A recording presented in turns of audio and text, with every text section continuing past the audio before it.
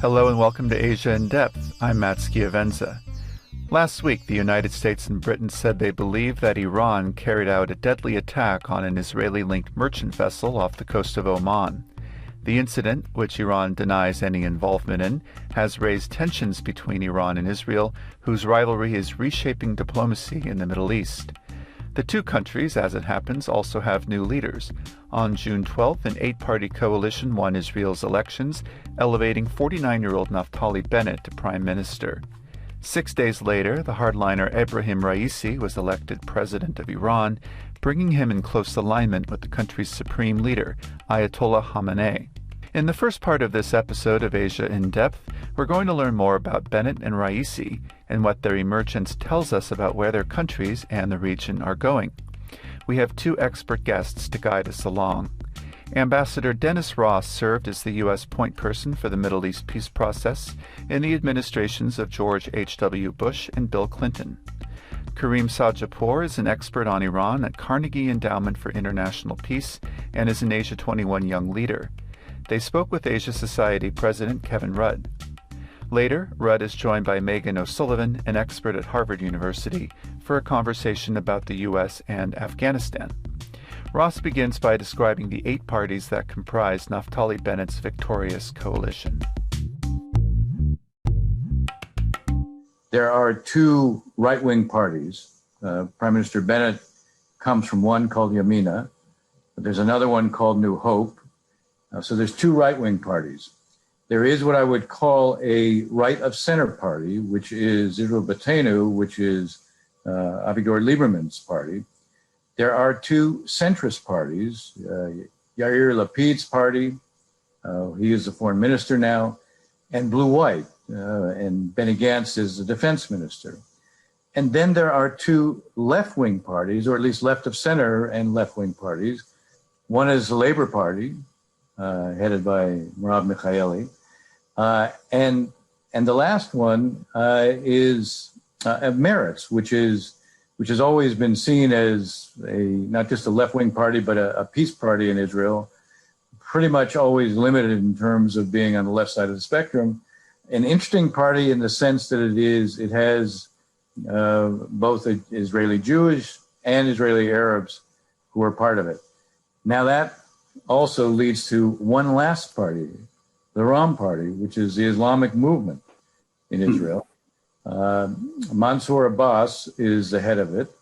And it is for the first time we've actually seen an Arab party that is part of the coalition. It's not for the first time that we've seen an Arab party play a role in terms of sustaining a coalition. That was true during Rabin's time. But even then, you did not have an Arab party that was actually a part of the coalition, had signed on to it. There were agreements that pertain to it. So this is a true national unity government. It is a government with enormous ideological diversity. On its face, it might look like it couldn't be sustainable. And surely it will face a constant set of challenges and already has. But I think to understand why it may be more durable than most people think, you have to understand the role that former Prime Minister Netanyahu played, both in terms of its formation and in terms of what I think is likely to be an unexpected durability. What I mean by that is the following. There was this consensus across the board in Israel, left to right, that Prime Minister Netanyahu represented a challenge, a threat to Israel's basic institutions. And that's what produced this split on the right. That's what produced these two right-wing parties who decided to come together and join with parties that they never, ever would have imagined they would have been part of a coalition with. Now, the reality that Prime Minister Netanyahu seems so determined to try to bring the government down, the reality that he is the leader of the opposition, just as he created a glue that provided, in a sense, what brought them together, so long as he heads the opposition, so long as he seems so determined to try to constantly plant landmines that will bring this government down, he again helps to preserve this coalition. He is the glue that preserves the coalition. Were he to no longer be the head of the opposition, not at all clear whether this government could survive. Now, having said that, the longer it does survive, the more it begins to take on a life of its own. And one of the things that's very striking about this coalition is that you have Prime Minister Bennett, who I can only say sounds Biden-esque. His whole public demeanor is that it is time for us to treat each other not as enemies. When we have disagreements, we can discuss them. He's asked every party to basically respect the needs and the concerns of the other parties in the coalition. He said it's time for Israelis to recognize the real threat to them comes from the kind of demonology that was being developed on the inside. So there's a kind of almost a sociological change with this government. And I think it says it's changing the character of the political discourse. Now, not from the opposition. The opposition is constantly presenting positions or resolutions of no confidence. It is adopting positions that ran completely counter to positions it had when it was in the government. There was a citizen law that it championed when it was in the government, and then was against it as soon as the coalition was voting for it, the government was voting for it. So we're going to see there still is a polarization with those who are in opposition to the government, but the government itself spans the whole spectrum of Israel. And I will say I was in Israel during and after the handover, and it reminded me of what a lot of people in the United States felt after President Trump. There was a sense of relief more than anything else, and there was a sense that day-to-day politics wasn't characterized by a kind of colossal dysfunction and a preoccupation with how you could demonize who your opponents were. So we'll see. I mean, on the one hand, I'm suggesting that this may be more durable than people think just because the presence of Prime Minister Netanyahu. The real measure is going to be, do they pass the government? Do they pass the budget? By law, they have to do that. My guess is that if they succeed in doing that, and if I were to bet today, I would say I think they will. If they succeed in doing that, that may well affect the opposition. It may take, I think we're looking at maybe 5 months before we'll see that. Former Prime Minister Netanyahu promised that this government would be brought down much more quickly than people think. If it turns out that it's not, that I think will produce challenges to him in the opposition. Now, just to run quickly through some of the issues that you were raising. What does it mean in terms of the relationship with the United States, especially on an issue like Iran? What we've already seen is not that this new Israeli government is going to suddenly adopt a position that says, gee, we love the JCPOA. They're not going to do that. But the difference is they have also made it very clear differences with the United States will not be litigated in public. There will be quiet discussions. There already is a kind of instinct to adopt a position that says, if the JCPOA comes back into being, that still means there's 9 years before the most important sunset provisions lapse. So we have 9 years to be working with the United States to focus on how to deal with that. There is a real belief that Prime Minister Netanyahu, when he was Prime Minister, made a fundamental strategic error in terms of not thinking about, okay, what's the alternative to the JCPOA? And adopting this kind of public posture of opposition, going back to the speech that he made in the Congress, also produced something else that this new Israeli government is determined to try to deal with, which is the loss, or at least the imagery, as Israel lost its bipartisan standing in this country. This is a government very determined to reach out to Democrats and to try to change the image, and understanding that for Israel, it needed to be an American interest, not a Republican or a Democratic interest. It doesn't mean there's any less concern about the Iranians, but it does mean there is a decision made that they will work quietly with the Biden administration. They will try to work through, they'll try to explain where they have concerns, see if there are ways to address them. And from what I've seen so far, the Biden administration is actually quite appreciative of this new government. President Biden just hosted the King of Jordan. One of the messages he came with is that there's been a kind of reconciliation with Israel because of this new government. And he gave this new government with the president high marks. Will this government be able to do a lot with the Palestinians? Not if one talks about trying to settle a conflict, but then again, the Palestinians are so divided at this point, there's very little that they could do. What this new government is, it has a slogan, which is called shrinking the conflict, which is don't just try to manage the conflict, see how you can begin to reduce it. What can you do to change the conditions on the ground? This is one area where there's a consensus within the government. There isn't a consensus within the government as to what should be the final, if you make a peace agreement with the Palestinians, what should its outlines look like? You're looking at the left wing of the party and even the center of the party that have views quite different from the right wing of the party, from the government. The right wing of the government is not in favor of a two-state outcome, although never been quite clear to me exactly what they see as the alternative to that. But clearly the center and the left wing of the government are entirely in favor of a two-state outcome, but they all understand you can't produce it tomorrow. And so the question is, what can you do to reduce the nature of this conflict, change the character of it, and make a resolution, whatever that might be, more likely. But why don't I stop there? That gives you at least a flavor of who this government is and how they might be dealing with some of the big issues. That's fascinating. And I was taken in particular by your description of the role played by former Prime Minister Netanyahu as providing the glue for this unlikely, shall we say, coalition of the willing from the centre-left to almost the far right. I know you mentioned the important milestone of the passage of the budget. What's the temperament within Netanyahu's own party to stay with him or to replace him? If you could briefly go to that one, and then I will, of course, go to Karim on the question of Iran. Again, there are kind of interesting parallels with the United States. The core of Likud, the backbone of the party publicly, I think is still strongly supportive of the former prime minister. Those who are possible successors are increasingly uneasy. They resisted former Prime Minister Netanyahu's desire to have a very quick primary within Likud, because they understood that he would win that.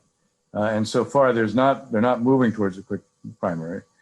There are rumblings, but no one's prepared to come out in public and challenge former Prime Minister Netanyahu, although you have a couple of Israel Katz, who's former finance minister, who made some comments that were as close to criticism as one might see coming out of Likud right now.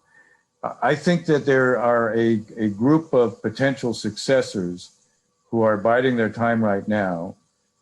I think they feel that it would be political folly for them to try to take him on at this point. But if it becomes clear that his promise that this government wouldn't survive and they'd be back in power very quickly, when that doesn't materialize, assuming it doesn't materialize, then I think we're going to see the challenges become much more overt. One other quick comment. The religious parties were always a part of the coalition that Netanyahu managed. And for them, they're outside the government right now. What matters most to them is monies for their yeshiva. As I said, Avigdor Lieberman, as the finance minister, has made it clear that he intends to cut the child care allowances for those who don't work. That's targeted only on the religious parties, those, the men who study in yeshiva. And the longer it goes on, that in fact they may be losing out on what matters most to them, the more we may see some defection from the religious parties. Right now, they'll hold out because they want to see if what Bibi said materializes. If it doesn't, their own practical interests may also produce some defections there. There's an old saying, one of the former leaders of the national religious parties once said, "We promised to support the prime minister, but we didn't promise to follow the prime minister into the opposition." So we'll see. They're there with him right now. We'll see if that's also durable. It's fascinating. It certainly makes American politics look simple by comparison, Dennis. So thanks for the neat exposition. Karim, there have been elections in Iran. We now have a new president, Ibrahim Raisi. Tell us about him. He's reputed to be, quote, the hardliner. What does that actually mean in reality? What's the shape now of Iranian domestic politics? How stable is it? And what does his election mean for Iran's external policy, its posture towards Israel, its posture towards the United States, and of course on the JCPOA? Over to you, my friend. Thank you, Kevin. It's great to be with you and Dennis and Megan. And in many ways, Iranian politics is kind of the opposite of what Dennis was describing about Israeli politics being this new rainbow coalition. The election of Raisi wasn't a rainbow, and it's not a coalition. It's essentially one shade of black, with kind of hardline conservatives really consolidating all branches of government. Ibrahim Raisi is best known really as a hanging judge. That's how he got his start in the 1980s when the revolution happened. He was a young cleric and he was appointed to be a judge.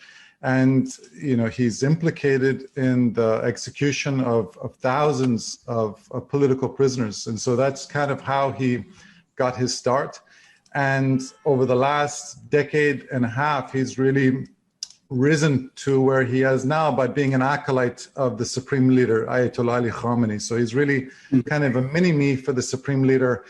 And the widespread belief is that he's the most likely individual to succeed Ayatollah Khamenei whenever Khamenei passes. Khamenei is now 82 years old. So I would say internally, we're not really going to witness a lot of change within Iran. It's likely going to become more repressive than it was. And we're witnessing protests now in Khuzestan province in Iran. I've seen some protests even in Tehran and in Tehran metro. And I think those protests will, like in the past, be met with overwhelming repression. So we should expect internally more repression. Externally, the long-time principles of the Islamic Republic are not going to change. So opposition to America, opposition to Israel's existence, the rivalry with Saudi Arabia, none of those things will change. But I do think external, they'll probably be even a bit more intransigent. And we're already kind of seeing signs of that in the nuclear negotiations with the United States. So if you're the United States or you're the Europeans, Iran is going to be more difficult to engage. But in some ways, it's going to be a little bit easier to isolate because there's no longer the veneer of a moderate president and Iranian and a moderate Iranian foreign minister in Javad Zarif. And so my expectation is that I do think, although I think, and I'd be curious to get Dennis and Megan's take on this, there's growing concern in Washington within the Biden administration that Iran may no longer be interested in returning to the nuclear deal. My belief is that they really can't reverse their economic decline absent a removal of the sanctions. So I do think that they will eventually come back to the nuclear deal. But the hopes of the Biden administration to expand on the nuclear deal to address, Iran's missile program, its drones, its regional ambitions, and prolong the nuclear agreement, I think that's going to be much more difficult. Your description of Raisi as a Khamenei mini-me is a striking one. And I think you said various shades of black. These are very stark analogies. Could you explain to our audience, how did this come about in terms of the Iranian election itself? Those of us who are casual observers of Iran, in which category I put myself, I'm a China guy, and so I follow Iranian politics only as much as your average semi-intelligent reader. But when we've looked at, for example, in the early Obama period of massive street protests, the dislocations occurring in the economy, popular discontent with the nature and intensity of religious repression, etc. How has this come about? There could be such a convincing win. And has the, shall we say, intensity of the American position against Iran during the Trump administration actually helped materially deliver this particular political outcome in the Iranian elections. Your reflections on that? Sure. So, this really wasn't, Iranian elections have always had this kind of unique combination of being unfree, unfair, and unpredictable. And what was unique about this election was it was not only unfree and unfair, but it was actually predictable, meaning because of the fact that Ayatollah Khamenei didn't want to take any chances on someone else being elected, they really limited the pool of candidates to Ibrahim Raisi and essentially 6 political dwarfs, people who had either zero popular appeal or people who were not known in the public. So they didn't want to take any chances. So, that's why I always use the word selection rather than election. Kevin, I think we've had this conversation before. The analogy I sometimes make is that in the 1970s, both the Soviet Union and the Chinese government really had a choice to make. They were kind of at this fork in the road, and they had to decide: do we double down on our revolutionary ideology, or do we go towards the path of our national and economic interests? Obviously, the Chinese took the path of prioritizing the country's economic interests, and they really transformed themselves. And the Soviet Union continued to double down on revolutionary ideology, and we saw how that story ended. And I think the Islamic Republic, whenever they've had that choice to make over the last 42 years, they've consistently doubled down on repression rather than reform. And I think this, the decision to essentially engineer the election of Ibrahim Raisi was Ayatollah Khamenei again making that choice. And Khamenei's worldview, it's in fact similar to the observations made in centuries past by de Tocqueville and Machiavelli, that the most dangerous moment for any bad government is when it tries to reform itself. And so I think for that reason, Khamenei has always felt, and this is the takeaway he learned from the collapse of the Soviet Union, that it happened when Gorbachev pursued glasnost and perestroika, that actually hastened the demise of the system. So we call people like Raisi and Khamenei, we refer to them as you said earlier, as hardliners. And they refer to themselves as principalists because they say they're loyal to the principles of the 1979 revolution. And then among those principles are, the slogans of death to America and death to Israel. And so in that respect, we shouldn't expect any changes in Iran's regional posture or its outlook towards the United States. We're going to take a short break and talk about Asia Society's YouTube channel, where you can find hundreds of videos covering the arts, education, policy, and current events of Asia. Featuring programs from Asia Society's locations across the world, our YouTube channel brings you up to speed on the people and ideas shaping the world's most dynamic region. So hit that subscribe button and get notified every time we post a new video. Earlier this year, President Joe Biden announced that the United States would withdraw its military from Afghanistan by September 11, 2021, 20 years to the day from the 9/11 attacks, which provided the initial justification for America's involvement in the country. In the course of the withdrawal, Taliban forces have recaptured a significant amount of territory from the Afghan government. In the past week, several provincial capitals throughout the country have fallen to the insurgent group. For background on what's happening, here's Meghan O'Sullivan, who served as Deputy National Security Advisor for Iraq and Afghanistan under President George W. Bush. The Biden administration made a decision, announced a couple of months ago, that it would complete the withdrawal that the Trump administration started and committed to, and would complete it. Initially, they said by September 11th. I think people realized that was a really awkward at best and wildly inappropriate at worst timeline to put it on. It's been changed to August 31st. But the reality is that most American troops are already out of Afghanistan. And this has already led to, I think unraveling is not too dramatic a word to use, The Taliban is now in control of 85% of the country. The Afghan forces, the Afghan military is proving to be extremely fragile, in some cases, handing over territory to the Taliban without firing a shot. And there's real concern in Kabul about the fragility of the government. And you've heard senior government officials talk about this quite openly. Obviously, there's a lot of concern on the part of Afghan minorities and women and others, Americans and other people around the world who have supported the efforts in Afghanistan, and the people who have really kind of courageously believed that they would be supported by the United States and others if they, they followed in a project that, really was based on the idea that all elements of society could contribute to government, society, the economy, with education and all kinds of other things. So there's a lot of concern about where this is headed.